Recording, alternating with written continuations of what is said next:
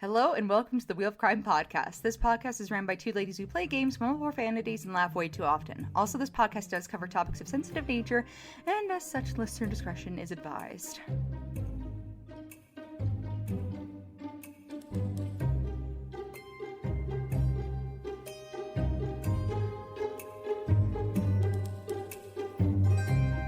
Well, hello again. My name is Jen. Welcome back to the Wheel of Crime podcast. Ooh, you feeling funky today. And my name is Emily. And welcome back, guys. It's been a ride.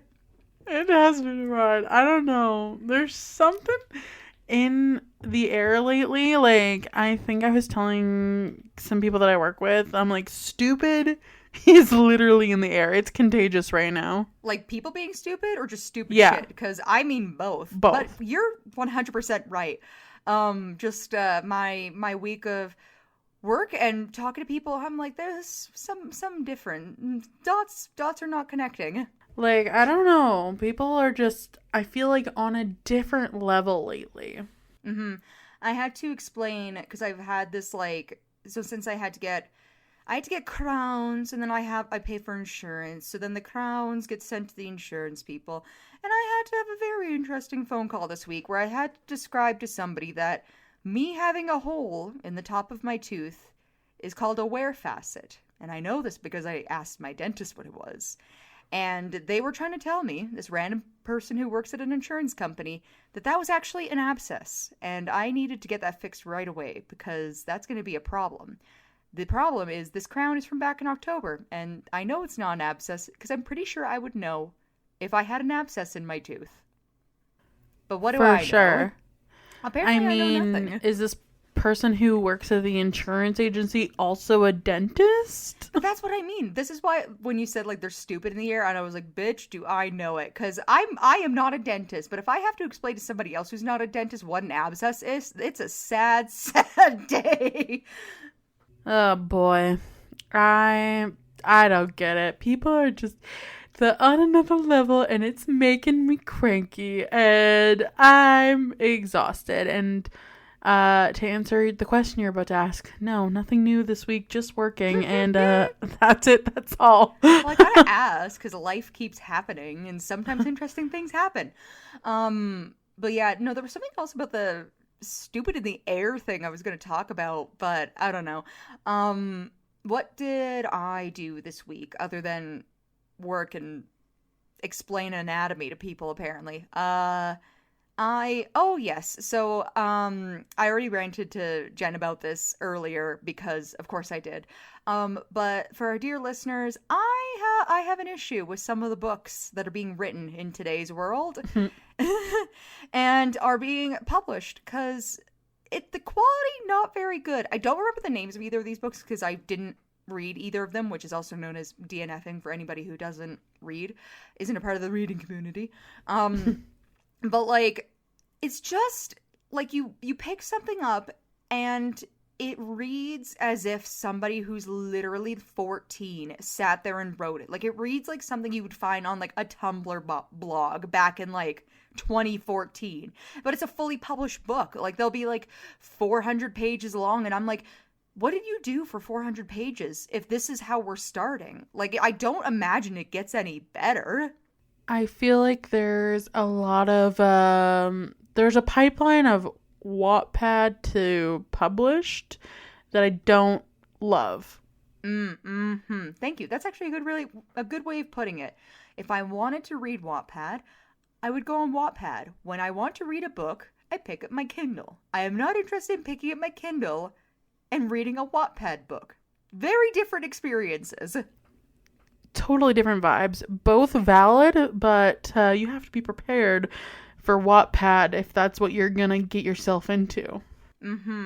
Yeah, so that's been part of my frustrations this week because, like I said, I had to DNF 2 books. The first one was because there was like what felt like 100-year-long scene about this girl talking about her birthday, and then her mom literally uses the words hip hip hooray while celebrating her birthday, which is too much for me as a person.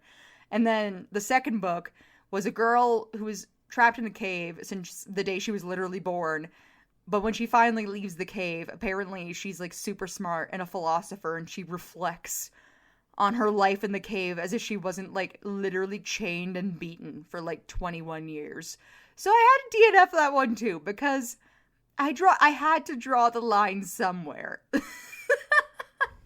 Jesus, yeah, I don't know. I feel like I'm kind of in a phase right now where I pick up like a book and I read like the first little bit and then I just put it down, either because like I'm just like I don't like the writing style, or I'm just like not in the right mood for that type of book. Like, I don't know. I feel like right now I'm just in this like very particular mood that I can't really find what I'm looking for, if that makes any sense. Oh no, I totally get it. I'm also a mood reader, which is why I was very excited about this Psycho Shifter series, because it just hit the right button for me as far as like the type of romance I want to read, like how dramatic it is, like the writing style even, because it wasn't boring. Like it was something that I actually like was very entertained by, which is what I was looking for. But now that it's done, I'm like, hey, like I want like a good palette cleanser, but not like a Wattpad palette, weird self-insert palette cleanser. I don't want that. Like, I'm good. I'm really good. I'm like, I want a good short book sometimes, you know, like I feel like there's not enough like good short books. I don't know, like I don't know if you've ever read like Sharp Objects by Gillian Flynn. I haven't, but I know what you're talking about. Like, I've seen that book before. It's like the perfect short book. Like, it's a really good thriller. I don't know, which I'm just like, I feel like I've been like wanting something like that again, or like One of Us is Lying. I really liked both of those two books, and I just feel like I haven't had one of those in so long, and I'm like, oh, I just need one. That's me right now, because for my palette cleanser book phase, like when I get into one, because usually I do something intense and then I need like one palette cleanser book and then I can get into something else that's intense. But like for my palette cleansers, I want it to be like a quick like 3 to 5 hour straight reading novella. Like, I don't want a series. I don't want it to be crazy long. It doesn't have to be super detailed. Just interesting writing, you know, dynamic enough where it's keeping me interested, and maybe a little bit unique. And then I call it good. Yeah. I don't know. I just feel like I'm in a book rut right now, so I'm hoping getting back into like finishing off the Throne of Glass series. Like, I feel like once we finally do that, I'm hoping that'll get me out of my book rut, you know? Because I feel like I'm just kind of like in that headspace, even though I haven't, like, I can't even remember when we finished the last one. There was like November? Well, I finished it in November. You read faster than me for the last one, which was Tower of Dawn, and I think you finished in like October. So it's been a couple months. Yeah. So like, I haven't really read anything since then. My reading goal for the year is 12, and so far it's March. I've read 0. I'm making a half decent pace. I was shocked that I even made 30 books last year. I don't think I'm hitting that this year at all. You say that, but you fucking, I don't know if we've ever told this story on the pod before, but 7th grade English class, there was a contest. Whoever read the most books as a class won a barbecue at the end of the year. And how you, like, you know, marked that you read a book is that you were, once you finished a book, you were given this piece of paper, and all of the, like, the different grade 7 classes that year had, like, their own color, and you would, like, write out what book you read and, like, stick it on the wall. Emily, we had to start going on the roof with just the amount of books she read. I think I contributed like 4 books there. We had 3 classes and we each had a wall, but our wall was full, so then I had to start sticking them on the roof. Literally. And I remember there was this one kid who was like the school hottie, and he's like, I finished half a book, so the teacher felt bad because we were already so far ahead, so she's like, sure, you can put one sticker up for and it. He was so proud. Like, so proud. He's like, I got a sticker on the wall. As I've got, like, a sticker on each one of my fingers, and I'm like, I read 10 books this weekend. Literally. And so, like, I feel like the other classes just gave up because Emily was, like, on the roof by, like, November, and we had like months to go. And Yeah. And everybody was like, there's no fucking way. Not a chance in the world. And people doubted, too, that I was actually reading these books. But the funny thing is that I think our teacher knew that I was actually reading these books because I would always be reading under my desk. And she's like, oh, no, like, she's pulling, like, full-time hours reading these books. And then I actually have it written somewhere how many books I read that year because of how crazy it was. In the school year, so not even the full year, the school year, which is, like, what, like 9-10 months or something. Guess how many books I read, because I still remember how many it was. like 400, I swear. I think it was like 172. Like I said, I have it written somewhere, but it was definitely over 100. I just remember we came back from Christmas break and she had like a fat stack of stickers just ready for you. She did. I wonder sometimes if other people that we grew up with in life ever think back to that and they're like, I wonder what she's doing. I bet She she's must still reading. work in publishing. Like, I don't know. Oh, everybody thought I was going to be an author. They're like, if there's anything that Emily's going to be, it's either an author or a stay-at-home mom, because I had 5 younger siblings. And I was like, okay, first of all, kids, barf. But books? Perhaps. And look at you, doing neither. Aw. True. Instead, I get to do math, which I hate, and life is good. Kind Oh of. my god, me too. I also hate, literally, last Friday, someone called me, and they had, like, this, like, problem with whatever, and I had to do, like, math. Like, I had to do a manual calculation or something for them, and I was, like, fuming because this person was stupid. You know, stupid's in the air. But I was like, and you know what the worst part is? And I was telling this to my boss, by the way. Like, I was in there ranting to her about this. I was like, you know what the worst part is? She made me do math on a Friday.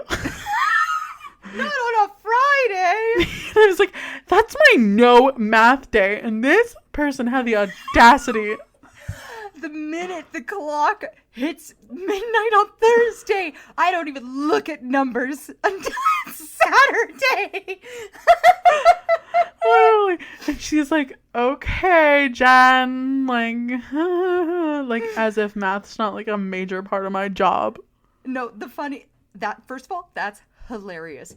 But what's funny for me is that, like, 2 weeks ago, I was in a conversation with, like, so I work with, like, my sister, my sister's boyfriend, my mom, and my husband, because it's a family business. So we all work together.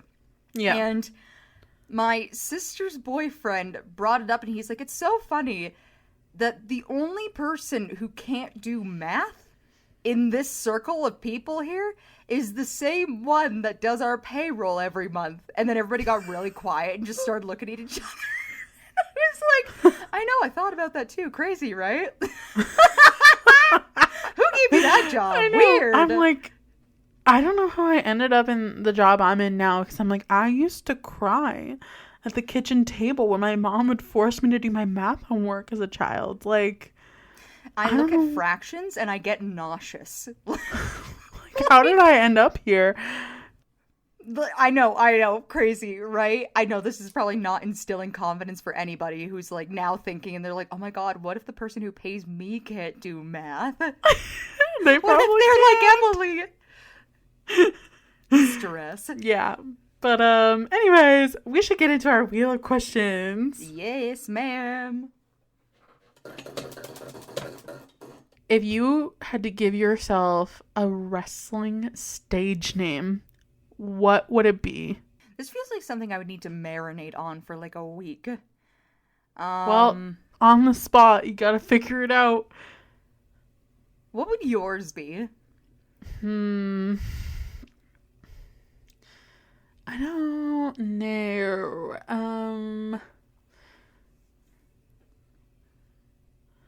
You know what? I'll give one for you and you give one for me, because I just thought of a good one for you. Okay, but now I gotta think one for you. This is so hard. So, you know how some people will be like, she's cutthroat? I'm gonna give for you cutfish because you love sushi. Yeah, that instills fear, all right. I'm gonna call you the the flappin' slammer, because you love birds, and I know for a fact that when you have the chance with John, you just kind of want to go pop right on the forehead. Which I would never do, guys, just to No, clarify. that's mean, and we love our partners, but also a little bonk on the head never hurt nobody. Oh, I just thought of a good one for me. I'm going to call myself the people's elbow. You're already called that. That's like literally Exactly. John's nickname for you. So it fits. Oh, Andrew has a nickname for me too. What does he call me again? He only calls it when I've gone through a fairly aggressive day of doing stuff. The booty blaster, because No, that would be funny though. No, it's something to do with my head. He's called me the... Oh, I can't remember it now. It's something to do with headbutting people. here comes the hard helmet.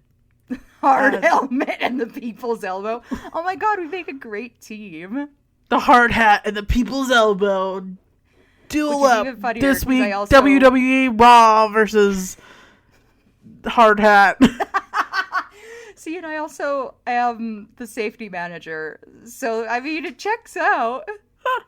Fitting. All right, well, let's spin for our next question then. Hell yeah. Watch, he's gonna come home and call me my stupid nickname, and then I'll be like, I remember now. But it's number 3. Who was your childhood idol? Idol? Mine was Hillary Duff. I wanted to be her, which is a surprise to no one, because in like the 6th grade, people were like, "Oh, you're that Hillary Duff girl, right?" I was like, "Yeah, that's me." I think I knew you like that even after your Hillary Duff phase, because we went to like your bedroom for a sleepover and you had a giant Hillary Duff poster and everything was pink and fluffy, and I was like, the vibes. The vibes are here. You know what? I have always been able to curate a vibe that is very distinct. So I think That that's is just true. like, one of my many, many qualities and charms. This is true. This is true. An idol. As a kid, like what age are we talking here? Like under the age of 10, over the age of 10? 13 and down. 13 and down. See, my thing is that I, as Jen knows and we've talked about on the podcast before, had a very sheltered childhood. So, like, I wasn't allowed to watch anything to do with celebrities. Basically just a lot of VeggieTales and other random things. But I do remember for a brief period of time, I wanted to be Ash Ketchum from Pokemon. I love that for you. And I feel like in a way you fulfilled that childhood dream. I do have 2 cats, so I'm almost there. I'm almost at my level where I've gathered a Pokemon team. See, you have 2 cats, and you're also a collector of many things. I do collect lots of things, so you got me there. You got me there. Got you. Yeah. But yeah, that's just the only one I can think of. I just remember being little and being like, man, I would love to have 6 monsters I keep in my pocket as I fight Team Rocket. That seems really cool. That seems like something that's doable. You know what? I love that for you. Let's spin for our next question. Okay. Number 1. Have you ever had... Okay, so I'll ask this question in 2 ways, so you can decide how you want to answer it. Have you ever had, like, a friend of your husband who you've forbid him from, like, hanging out with anymore, or vice versa? A friend of my husband's that I forbade him from seeing, or vice versa, meaning that he's forbidden me from seeing a friend? Correct. Like, Okay. where he's just like, this person's no good, you should stop hanging out with them. Okay, because he has no friends. So that's never been an issue. But, but for me, it was really funny because I did have one friend who wasn't even really my friend. It was more like I somehow acquired her at some point in my circle of people that I spent time with. And I myself really had a really hard time getting along with her. And then I would tell Andrew about the kind of shit she would do or say or her behavior or whatever. And then he'd be like, I really think you should not see that person anymore because they seem a little toxic. And I was like, bitch, you're right. And then I never saw that person again. Aw, I love that. He's looking out for you. It's a perfect match. He's like, don't see that bitch anymore. And I was like, man, I don't even like the bitch. So life is good and life is stress-free. I feel like I haven't really run into that situation in either sense. I feel like John has never like been like, you shouldn't hang out with this person anymore, or like vice versa. You guys but keep pretty I similar feel like peer groups though. Like you guys kind of get along with the same types of people. There's definitely been friends where he's like, I feel like this person's not very nice for you, and I've said the same to him where I'm like, I don't know why you hang out with this person, like they're straight up just really mean. Yep. But I feel like there's also friends of his that I'm like, I wish you'd stop hanging out with them because they're so annoying. And Emily knows exactly who I'm talking about. I really, really, really, really do. But only because I came into a conversation with somebody else who also knows this individual, and they were talking about, I think they went to school with him or something, and they were talking about him, and I was like, I feel like it's a universal experience, and I feel like even John kind of like sees that, but they've been friends for like enough time that it's, you kind of like look past some of those things, right? Yeah, and I think that is too what happens with a lot of people. Like if you have a friend that's only mildly toxic instead of just being like fully toxic, it's a little trickier because you're like, they're a good friend most of the time except for when they're not. Right? So you're like willing to overlook certain things just because like it's easier to maintain. Easier than discarding the friendship. Yeah, exactly. Yeah, I could see that. All right. Well, let's spin for our last question. Oh, all right. Whoa. I don't know what the wheel's getting caught on, so we're gonna quit it there. What's the last question, Jen? Okay, this is a spicy one, and I was hoping we would get this question. Spicy? Like what kind of spicy? Have you ever cheated on like a boyfriend or a partner, or have you ever been cheated on? You really make me dig back into my memory. Because I went through a phase where I dated a lot of people in a very short amount of time. It was my hoe phase. She's gone now. She died. I was cheated on by a boy who I dated named Clayton. One of the two Claytons that you dated? Yeah, I dated two Claytons, and one of them cheated on me.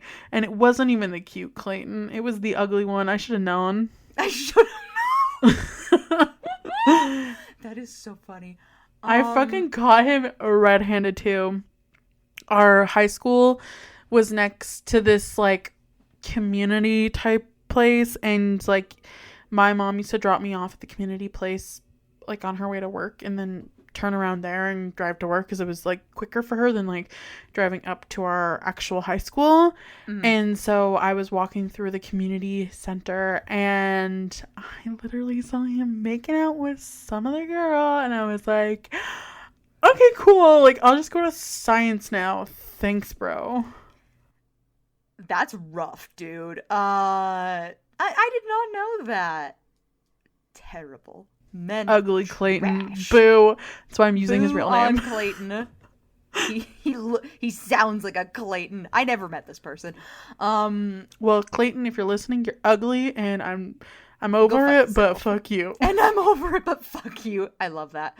So I'm like pretty sure that I've been cheated on before, just because, like I said, I did have a little bit of a hoe phase, which obviously meant I was associating with other hoes, so it just comes with the territory.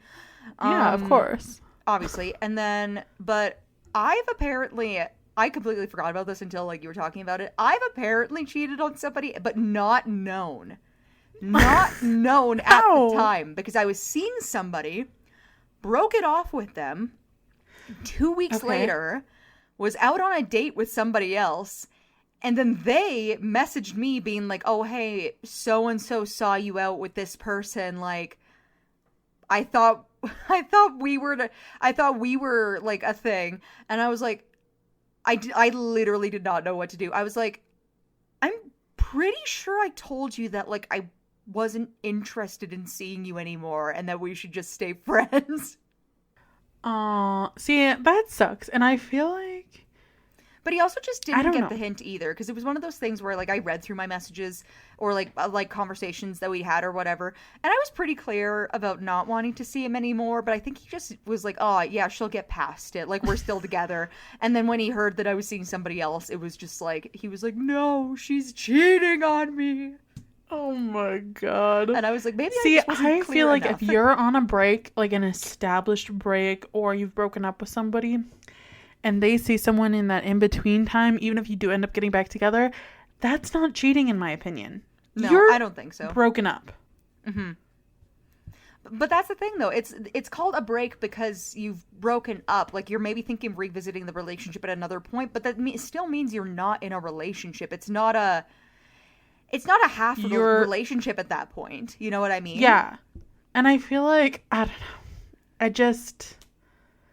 I don't know. I feel like it's one of those tricky things where there are people who don't feel that way, and they feel like even if you're on a break but have intentions of maybe revisiting, then you seeing someone else is cheating. But I Literally just Ross don't and agree. Rachel from Friends. Anytime anybody talks about going on a break, I'm like, fucking Ross and Rachel from Friends. Because it was that. One person was seeing somebody else, and then the other person was staying celibate, waiting to get back in a relationship with that person, and wild miscommunication. Yep. It's like Rory and Logan from Gilmore Girls. Yep. Ugh. Ugh. Ah! All right. I'm gonna guess that your story today is these two people are in love, and the one person gets very angry at the other person because they think that they were cheated on, but they weren't, and then they go on a rage, and they when they kill the other person, they get a wrestling nickname because of how they killed that person. And then all the newspapers were like, "The winged slammer took out another victim." Oh my god. Like And a that's all I fucking got. serial killer. Yeah, that's all I got. I don't know. No, like not at all. Oh. But we'll get into it. So today we're gonna talk about a man named Christopher Michael Benoit, and he was born in Montreal, Quebec, to his parents Michael and Margaret Benoit. Chris was raised in Edmonton, Alberta, and because he had a sister who lived near Edmonton. During his childhood and early adolescence, Chris idolized two local wrestlers by the names of Tom Dynamite Kid Billington and Bret Hart. At 12 years old, Chris attended a local wrestling event at which the two performers stood out above everyone else. Chris trained to become a professional wrestler in the Hart family dungeon, receiving education from family patriarch Stu Hart. In ring, Chris emulated both of his idols, Tom and Bret, cultivating a high-risk style and physical appearance more reminiscent of Bret Hart.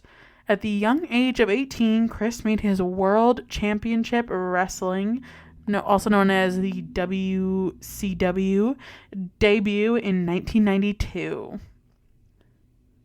So we're keeping it close to home today. I should have guessed it was a guy who was a wrestler first, and then he didn't get his wrestling name afterwards. I'm so stupid. It's in the air. Oh, I gotta blame the air, because, yeah. It's true. Because I gotta. Yeah. So, as he made his way up in the wrestling world, he met his first wife, Martina, in 1988, and they had two children together. David, who was born in 1993, and Megan, who was born in 1997. Good year. Just saying. For some of us. For only cool people. Just Yeah. saying. Chris and Martina were close friends with William Regal, another pro wrestler, and his wife Christina. The two families lived in the same neighborhood and frequently spent time together. So Chris's marriage with Martina fell apart in 1997. Not a good year for them. And also, to loop back, reminder, that's the year that literally his other child with this woman was born. Ooh, right, yeah. So their relationship had turned sour, partly due to an affair with Nancy Sullivan. Nancy was also married at the time of her affair to Chris, and it just so happened that she was the wife of WCW booker and frequent opponent Kevin Sullivan. Now, the story of how Nancy and Chris actually started seeing one another is kind of funny. So the story is, Nancy was married to Kevin at the time, who was Chris's boss as head of the WCW creative. Kevin booked this. So in like wrestling, they have different storylines. I've never watched, but apparently they kind of like craft storylines so people will come back week to week and like create rivalries and all that stuff, right? So Kevin booked the storyline of his own wife starting an on-screen relationship with Chris. And much to his surprise, the storyline became a reality and Nancy started dating Chris in real life. It has become a wrestling legend that Kevin booked his own divorce. That is so crazy. But you want to know what the crazy thing about that is? What? I was reading recently about how like human psychology works with establishing relationships and everything. And apparently this type of thing where like people end up like playing roles like either film or theater or stuff like this, it actually can foster chemistry, especially if they're having to act the role, because their brains actually kind of subconsciously accept the role. And then it ends up manifesting into real life. That's funny. Well, it really manifested for real in this case. It manifested into the truth for sure. So William Regal, who was the guy who was neighbors and friends with Chris and his first wife, spoke on his podcast many years later, Gentleman Villain, of a terrible car accident he had with both Chris and his mistress Nancy. William referred to it as a near-death experience for all three of them. It happened as William, Chris, and Nancy were returning to a hotel from the gym in preparation for the WCW pay-per-view Spring Stampede 1997. So good old Calgary Stampede. Yep. Yeah. Stampede's always got to find its way in here with Canadian crimes. For sure. So William tells the story of stopping at a stop sign when he noticed a car coming towards them at a speed in the rearview mirror. Unable to move, William could do nothing as the car slammed into them. William said on his podcast, "This car hit me. I have no idea what speed. It must have hit us that hard. It flipped onto the grass verge and I flipped my car 3 times." He considers himself lucky that he survived and took note of his surroundings.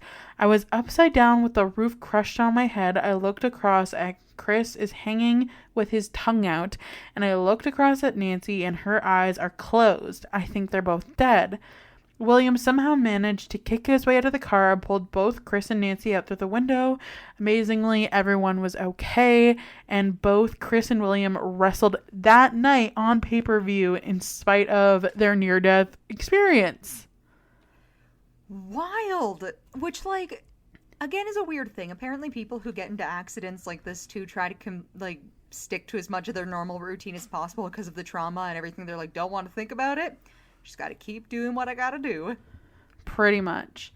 So in another interview, William said when Chris started seeing Nancy, their relationship deteriorated. "My wife would not have Chris anywhere near my house," William said. "Eventually, Chris moved 6 miles away from where I lived once he was with Nancy. Chris knew that he was not allowed near my house, so any of our social ended then. We used to knock around with each other in the 90s, but by the 2000s, I wasn't going out anymore. So when we were back together in WWE, our time that we were together was at work. We still had a hello, how are you doing? And that was it.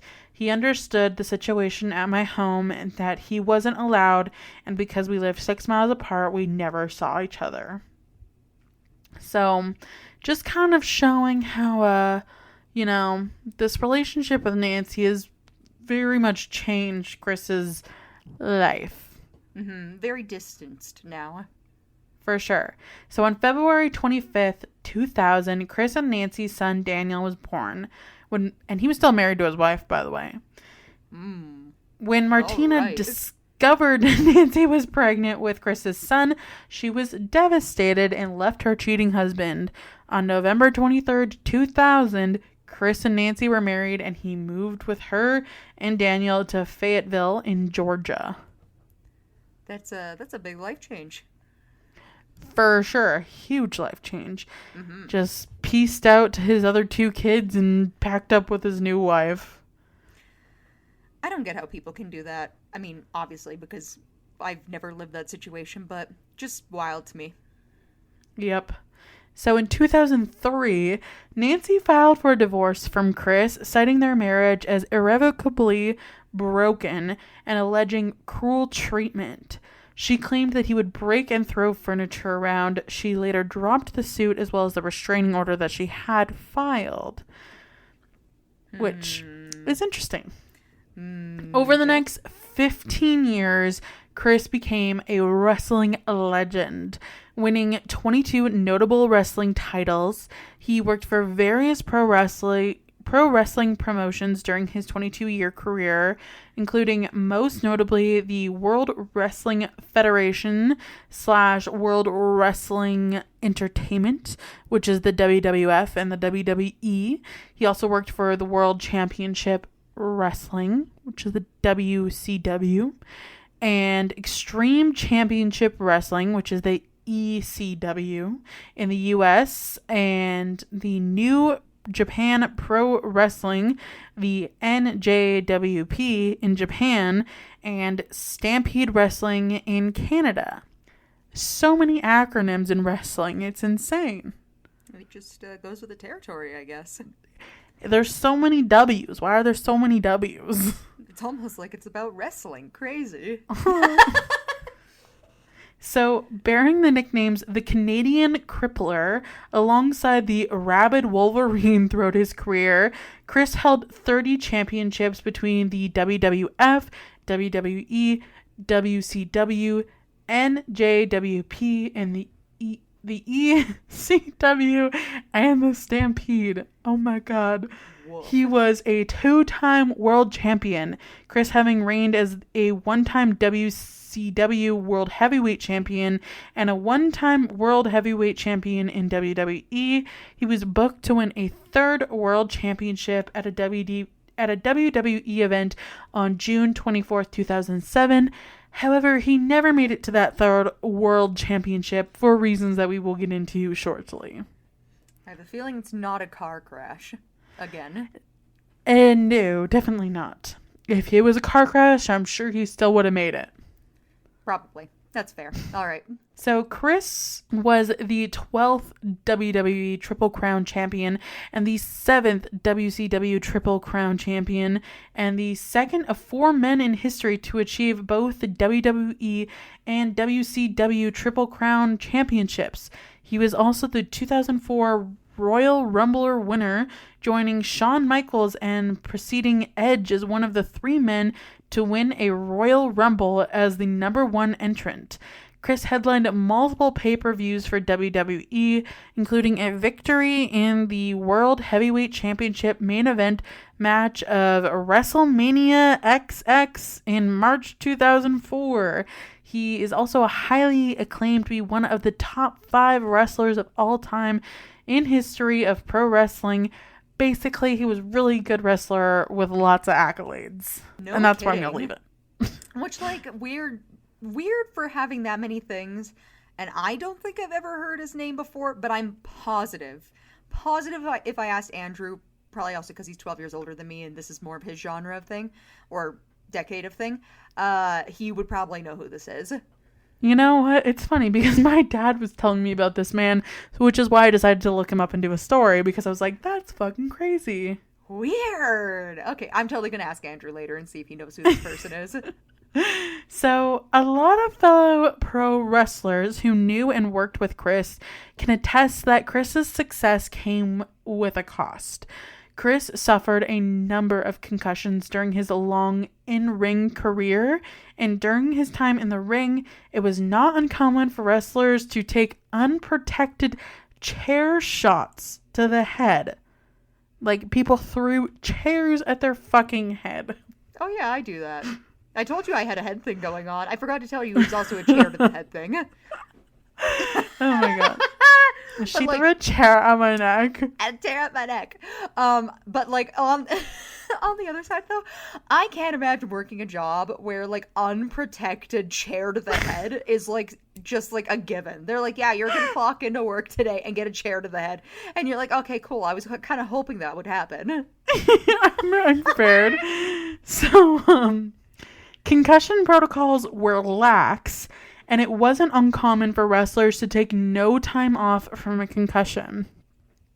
ABC News reports that Chris himself told friends that he had suffered more concussions than he could count.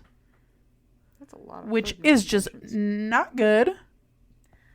I think more than one is too many, in my opinion.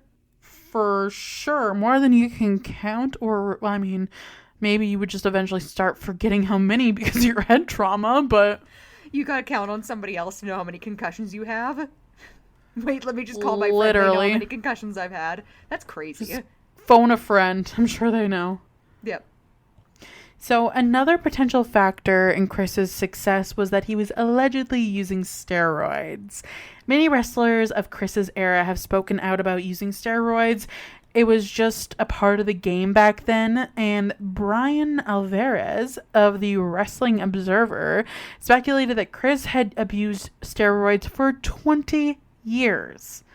Nancy, Chris's wife, had a low opinion of the WWE wellness program, and in texts found on Chris's phone, Nancy said, "I will not accept this steroid-induced roller coaster ride of emotional abuse. Ignoring the problem or running away isn't going to help you face it. You need professional help, and only if you're fully honest about it. Get off this stuff. I'm probably not the only one who can see, and we both know the wellness program is a joke."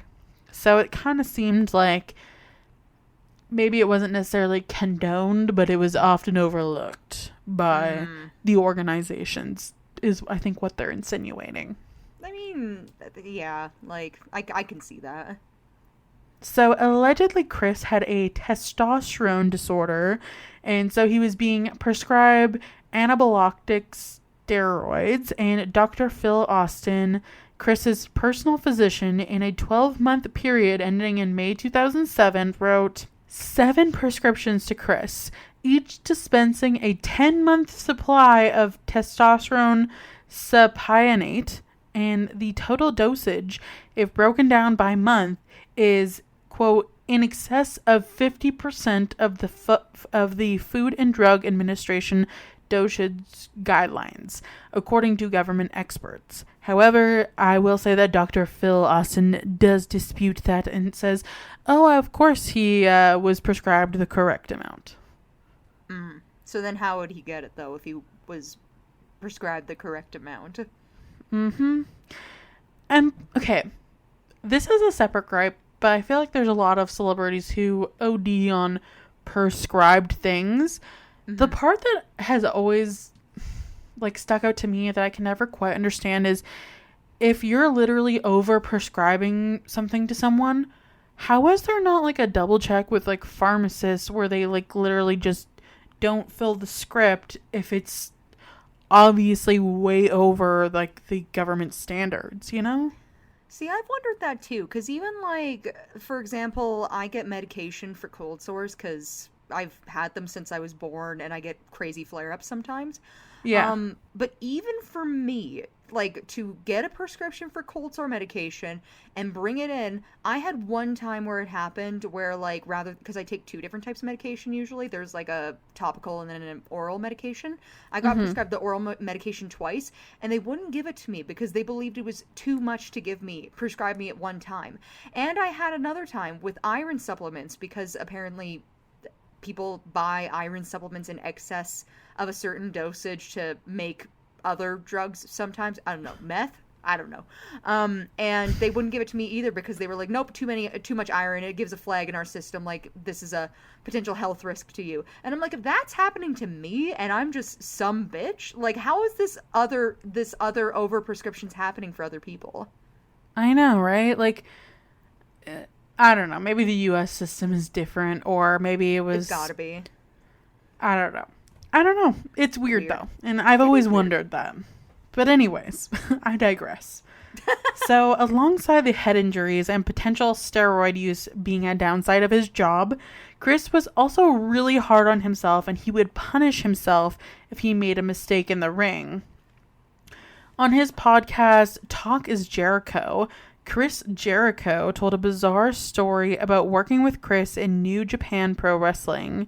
Now, for clarity, because they're both named Chris, I'll just refer to Chris Jericho as Jericho from here on, and our main dude, Chris, as Chris. Okay, and this is about how he punished himself? Correct. And he did not throw a chair at his own neck. Well, you'll have to wait and see. Oh, man. Okay. So, during a tag match, Jericho slightly botched a spin kick, with Chris selling a move that had barely touched him. The spot would have happened so fast that barely anybody would have noticed but the mistake weighed heavily on Chris. Jericho said, quote, "After the match was done, I went looking for him. I couldn't find him anywhere. I found him in the boiler room doing squats, and I said, 'What are you doing?' And he said, 'I never should have bumped off that. That was so unprofessional of me, and it was such a bad rookie mistake. I had to do squats.' He did 500 squats as a purging for himself for making that mistake. When you hear things like that, you kind of equate it to the last few days. There was a lot of issues with him." I shouldn't be laughing. I can't imagine. Like, imagine if you and I were hanging out with each other and some bullshit happened where, like, I don't know, I accidentally slap you again or something, and I just go away and do 500 squats. That's what I want you to do. That's crazy. Like, Emily, go in the corner and do some squats. Not even, You're but done. you wouldn't even have to tell me. I'd be like, it's squat time, and just go do it myself. That is so crazy. So clearly Chris is, like, not doing great. In the weeks and months leading up to June 2007, many of Chris's friends were saying that dealing with him was like dealing with a completely different person. Friends said Chris was exhibiting extreme paranoia and he was starting to obsess over child kidnappings and violent fans, which they say was very out of character of him. Chris began to take different routes to the gym every day, as well as different routes home from the airport, fearing that he was being followed. Chris even took different cars with each journey to evade whoever he thought was following him. Speaking on the Talk is Jericho podcast, Nancy's sister Sandra went into detail on Chris's paranoia. She said, quote, "What really became noticeable was a little bit more of, like, sense of unsafeness and paranoia for the family. He would just be, like, constantly checking the alarm at night, constantly be checking things, and for himself.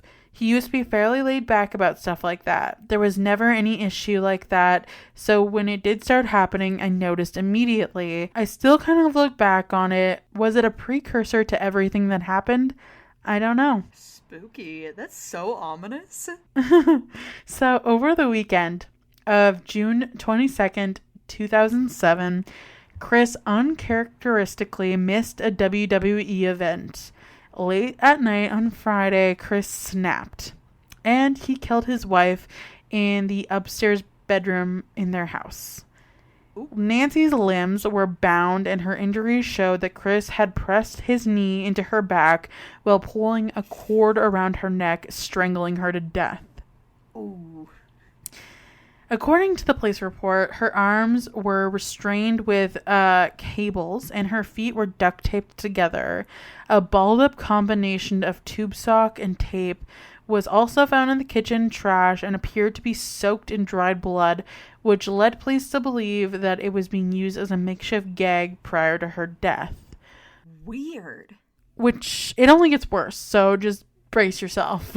Okay, because I don't even have like a mental connection yet. It's like, hey, he's paranoid about somebody breaking into his home, but he has killed somebody who's always already there. Like, I'm a little lost right now. There's really, we'll get into kind of like the theories. I won't get ahead of myself. We'll keep going. We're going to power through. Yeah. So officials said that there were no signs of immediate struggle. 3 different drugs were found in Nancy's system: hydrocodone, hydromorphone, and Xanax. All 3 drugs were found to be at levels investigators considered normal for therapeutic treatment as opposed to recreational or abuse.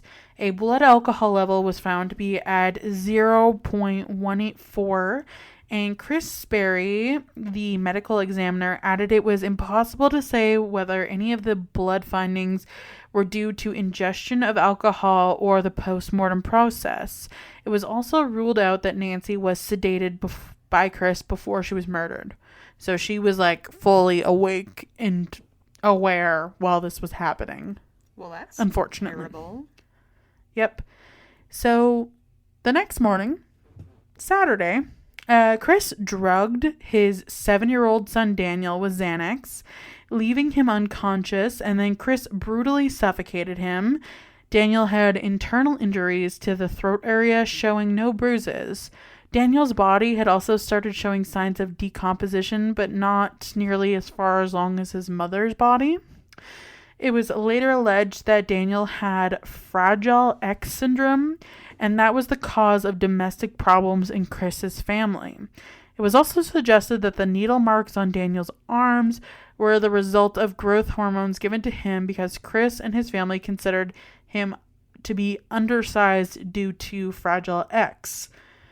Chris's co-worker and close friend, Chris Jericho, stated that from his own research on the condition, the symptoms, quote, fit Daniel to a T all across the board.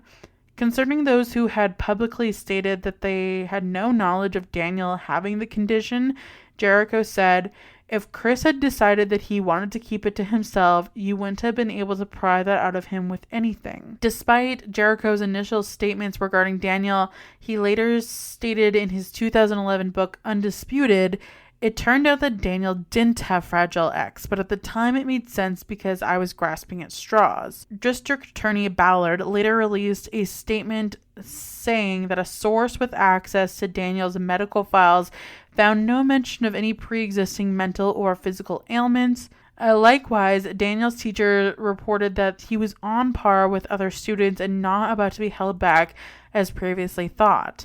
Nancy's sister Sandra unequivocally denied any claims that Daniel had ever had Fragile X or any other conditions. She also stated that claims of needle track marks on Daniel's arms were quote-unquote preposterous. I have no idea what to say even about that. I don't know if he actually had needle marks on his arm or if that was just like... Well, is this something that like somebody performing an autopsy found? Because I would like... Correct. In this situation, that was the medical examiner's notes.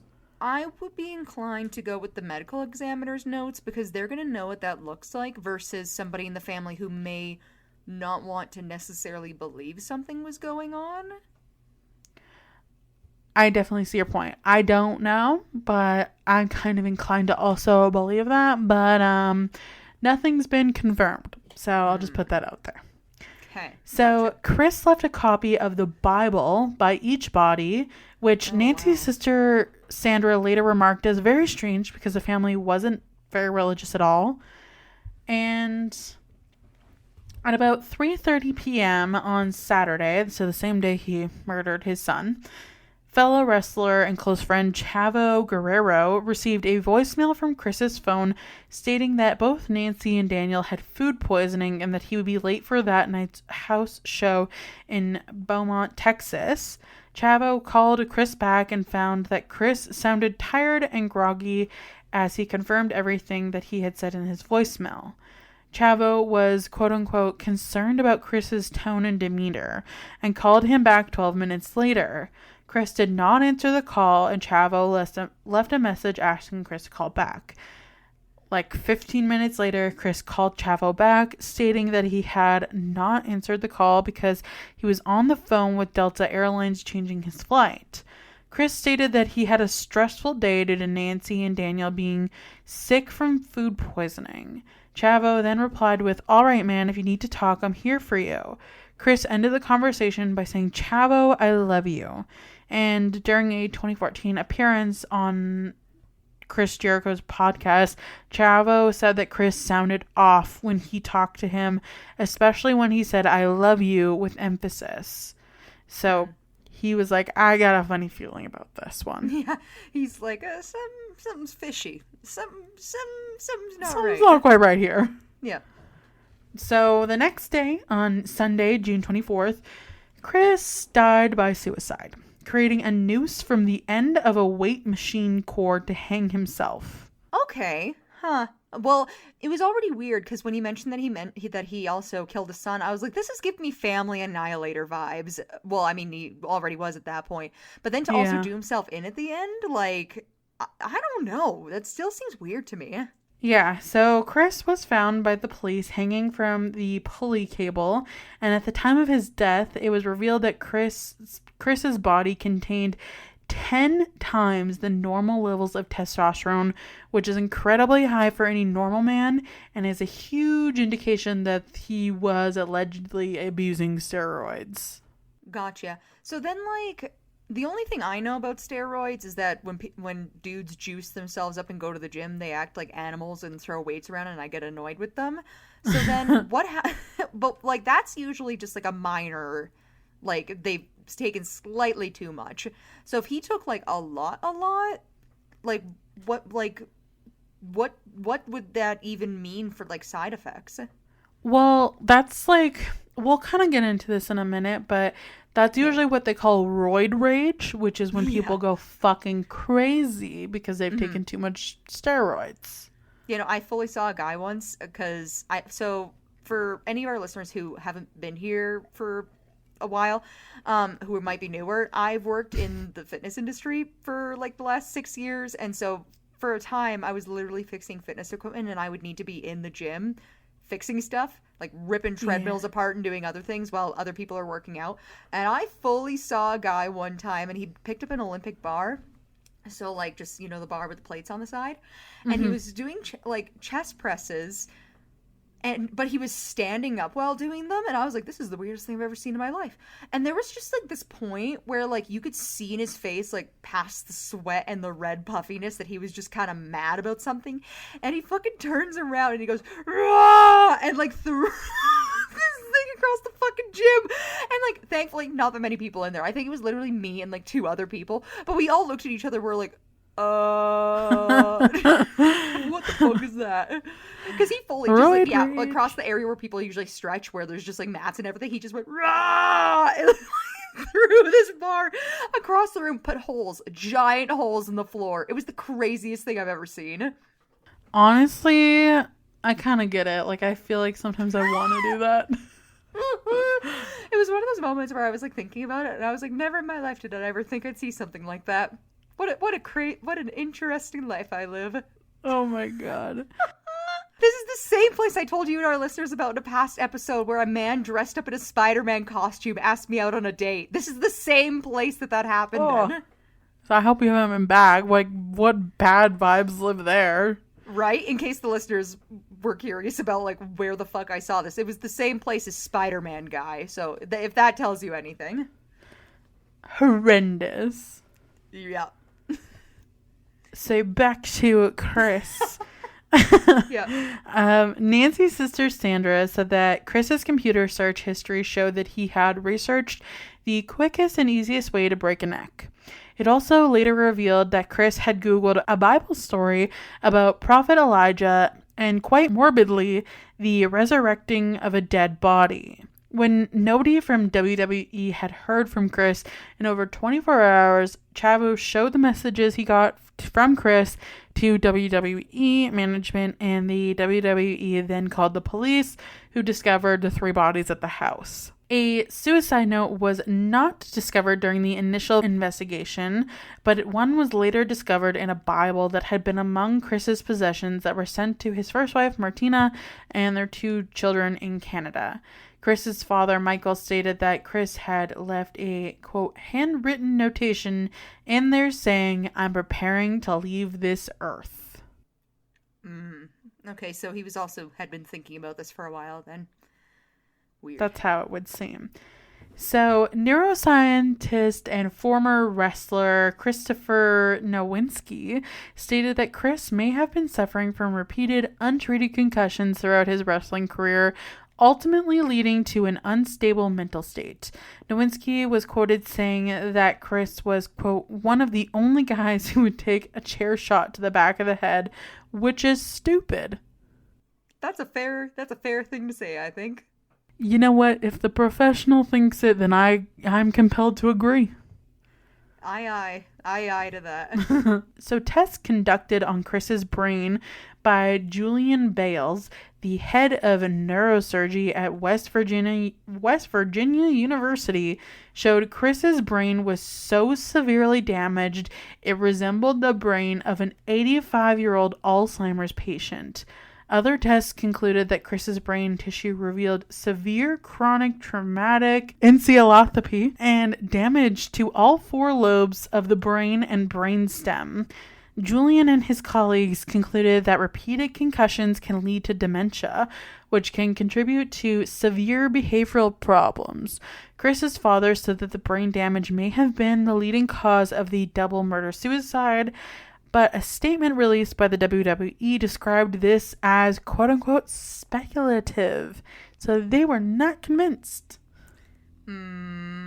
So one of the other theories for the motive behind the double murder-suicide had to do with Nancy filing for divorce in May 2003, which was like 4 years earlier. Allegedly, after domestic abuse from Chris, she did withdraw her suit in August 2003, and in February 2008, the Atlanta Journal-Constitution reported that Nancy may have suspected her husband of having an affair with another female WWE wrestler, and they may have also argued over life insurance policy. However, I will say there's not much meat to this theory because the woman who Chris was allegedly having the affair with completely disputes the allegations still to this day and was like, didn't happen. So I feel like that's like the weakest theory. I mean, but the other big theory had to do with the fact that steroids were found in the home, leading some media organizations to hypothesize that steroid-induced rage may have been the cause of Chris's actions, as some doctors have linked the steroid use to an uncontrollable anger among other psychological issues, which include paranoia. The WWE released a press statement challenging the roid rage claims of one part of the statement reads, quote, "The physical findings announced by authorities indicate deliberation, not rage. The wife's feet and hands were bound and she was asphyxiated, not beaten to death.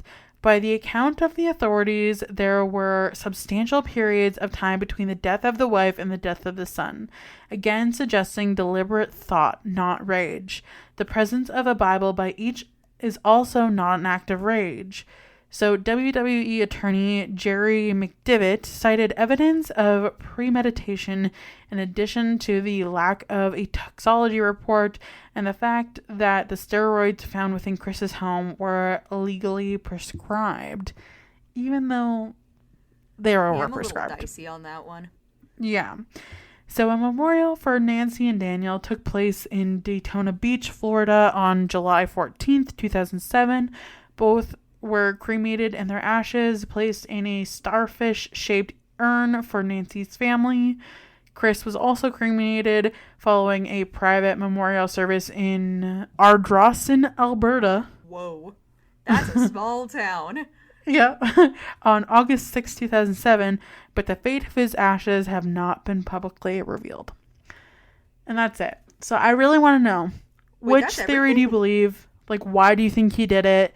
Because to me, it seemed like there was like a lot of things piling on. He snapped, and it was like a mixture of the steroids and of the concussions, is what it feels Yeah. like to me. Okay, okay. I do have my own theory, especially based off of like just obviously I don't know anything about this, so this is just purely based off of what you've told me and other speculations that people have made. But I Okay. just gotta say something real quick because I was thinking this while you were telling this story. I really think there's a conversation that needs to be had about the ethics of people who are in these types of fields, like sports or whatever you want to call it, who get this type of brain damage and whether or not they should still be participating doing the work that they're doing. Because obviously, I get like if they feel like they can voice for themselves that they still want to do it or whatever, that most people are like they should. But there needs to Yeah. be a point where they're like, no, like you've done too much. Because, like, how do you let somebody hamburger meat their own brain and then just keep letting them do it? You know what I mean? No, I totally agree with you. Like the fact that his brain looked like an 85-year-old dementia patient is Hmm. fucking nuts. Like, Well, how and did like, anyone let it get to that point? but that's the thing, and it's not just wrestling either. It's other, high contact sports like football and other things where like, and I For get sure. you don't want to you don't want to have these guys retire from what they're good at, but at a certain point you got to be like they are putting themselves at risk and everybody else due to the amount of damage that's been wrought. Like that can't be right, not ethical, anyways. I feel like there's also still so much unknown about concussions and How it like affects people and effects. everything. Yeah, for Hmm. sure. Like I remember even like when we were in middle school, getting concussion wasn't really that big of a deal. Hmm. It didn't feel like. Whereas like now, like my husband got a concussion a few months ago, and they're like, "No, this is a fucking big deal." Hmm. My youngest sister was playing rugby and she got a concussion. And I remember being in school and like you just said, it was treated like not that big of a deal. But when she went in to go see the doctor, they were like, no, like you need to make sure you're not sleeping more than 6 hours at a time. You need to make sure you're doing these different things. Somebody needs to talk to you, make sure that you're coherent and you can speak full sentences and do these other things. Otherwise, you're gonna have to get back in here and we're gonna throw your ass in an MRI machine. For sure. And like they can have some serious long-term effects. Like one of John's family members got a concussion over a year ago and still has triple vision. Yeah, or memory problems or stuff like that. Yeah. Oh, 100%. Yeah. So, anyways, Like I it's felt like I had to put crazy. that out there because crazy. I don't get why we do it. But as far as theories go, at least for what I think, and this was not mentioned, so I'm really curious as to why this was ruled out. The way that he acted, especially with the hyper focus on the kidnappings and this concern that somebody was breaking in prior to deciding to annihilate his family, has me wondering if rather than it being a testosterone like induced rage, if he might have also been suffering with some form of psychosis, whether that was from the brain damage or something else. Because that, when you pair it with what he did to his family, to me it almost says that he was in a mental state where he thought that either because of what he did or some other reason that somebody was going to try and break in and hurt his family. Mm-hmm. So then, if his reaction to that is to then kill his family, and that's the way he's thinking. He put Bibles by their bodies, is because doing that too, like putting a religious symbol by a corpse, is usually an act of guilt, especially like when you talk about different cases and psychological reasons why people do what they do, especially after death or after For sure. murdering somebody. Um, that and then the research about trying to bring somebody back to life, I kind of wonder if he was going through some form of psychosis, either like I said, brain damage, too much testosterone, whatever you have, and thought he was protecting his family by killing them, and then had some sort of come to moment where he was like, oh, it's okay because I can bring them back. And then when he wasn't able to, or whatever it was didn't fall through like how he thought it was going to, that's when he decided to kill himself. Because just the amount of things that like led up to this point and how like strange it is to have gotten to that point makes me Mm-hmm. think that it's not for normal reasons. And I think it's a little weird that they didn't bring up psychosis at any point. Well, I think that like what the experts were saying was that much overuse of steroids can lead to like extreme paranoia. Like that's one of the symptoms. So I think that's kind of what they were alluding to. I didn't include this, but since we're talking about it, I'll mention it now. So at like 3 a.m, between like Saturday night and like early Sunday morning, obviously, he sent about like texts to 5 different people between his phone and Nancy's phone, just like with his home address and like telling them that the gate was open and the dog was gonna get out. So I think like there was guilt, and he was like processing what he had done and was like, oh shit, kind of thing, you know? Like it went too far, basically. For sure. And I think like there was probably some come to, but I think like he was also just like, I do think he had severe brain damage, and like clearly he did if he had the brain of an 85-year-old dementia patient, where it's just like he could not mentally cope or handle it at all. Yeah. Or even rationalize outside of whatever he was doing in that moment either. Like if he'd gone onto this train of, oh, like my theory that I just came up with, where this is like an act of him thinking that he's protecting his family by removing them from the danger, then like if that's the kind of level of brain damage we're talking, where like there's serious memory implications and all these things, like he might not have even been able to rationalize anything outside of the moment he was doing it. Yeah. And I think like that's, I don't know, it's like the WWE, it was like, no, like this was like a deliberate, like he premeditated this, but I feel like, well, they're gonna say whatever they think is gonna make them not look as bad, right? For because sure. because like I said, if they're condoning the act of him continuing to give himself concussions, and they're like, his brain was hamburger meat, but that's not our problem. Like, clearly they understand that they contributed in a huge part to how he ended up the way that he was. And sure. This is them trying to disregard it. Yeah, and they also really disregard the steroid use because, again, I feel like it wasn't necessarily something that was condoned, but a lot of like other pro wrestlers at the time. That's where they get their money from, is from people watching these roided up guys wail on each other. Yep.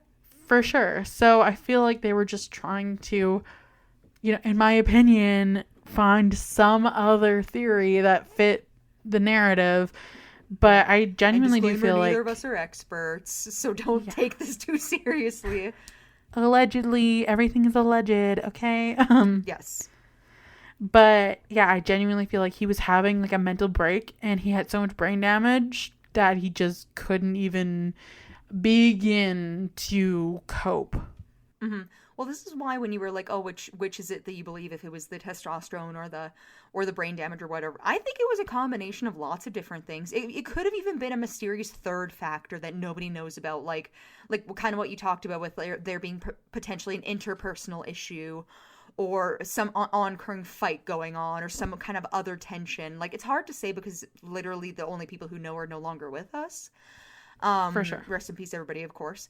And like all these different things, and then also like as far as like mysterious other factors go, like there could be so many things, like who even knows, especially because of what you mentioned with the autopsy report on the son, where it like notes track marks for needles in his arm too. Like clearly there was some stuff going on like behind closed doors, as with most families, that people aren't aware about, and that could have been an amalgamation that led to what happened as well.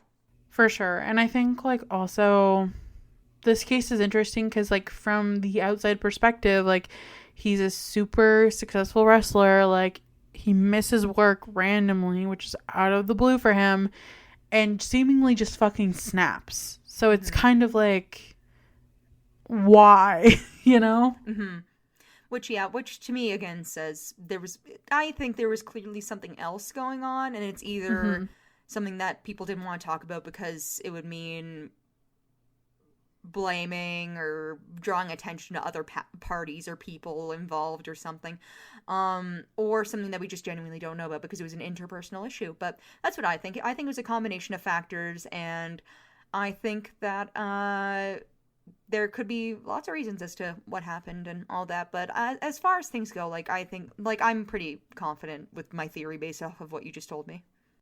Yeah. The only other thing that from the story kind of like is off kilter for me is his like other friend William, who he used to be neighbors with, who his wife wouldn't let him come over to the house anymore. I wonder why, you know? Yeah. See, that's another thing too, is that you don't really know unless you know the person, because some people might tell their partners not to hang out with somebody because they're jealous of them, or they are rude people that they don't want to have in their house. Maybe they smell bad. Maybe they're cheating. Like, you really don't know. There's so many different reasons on why somebody might just act weird and decide one day they don't want somebody around anymore. But I don't know. It is weird. It's hard to say why it's weird, though. Yeah, because, like, his ex-wife, Martina, the one he cheated on, literally only has, like, good things to say about him now. Like, she's like, yeah, he was a great guy. Like, I liked him a lot. And, like... Yeah. So it's interesting, though, because you would think that she would have more stories of, like, potentially domestic abuse, considering what was going on with him and Nancy, but there's none of that. Yeah. I don't know. Maybe, here's the thing, though, too, especially when you bring to the question, like, drug use and brain damage and other factors. I have read lots of stories and heard lots of stories of people where their personalities pretty much change over time, especially with repeated abuse of either drugs or something else, like mind-altering type things. So it may have been that he was pretty much a different person when he was with Martina, and just as time went on, he kind of morphed into the person he was before he annihilated his family. Yeah, I think you're probably right. But it's a wild story of a Canadian pro wrestler. Which, again, weird as a Canadian, having never heard of this guy, but I think, too, sometimes when stuff like this happens, people are like, no, listen, this makes us look bad as a Canadian country. We need to chill out. Don't mention he's Canadian. He's from Florida. He's the Florida man. Exactly. But, he's a small town Albertan, so... I mean, with what I know about small town Alberta, it checks out. Not insinuating anything.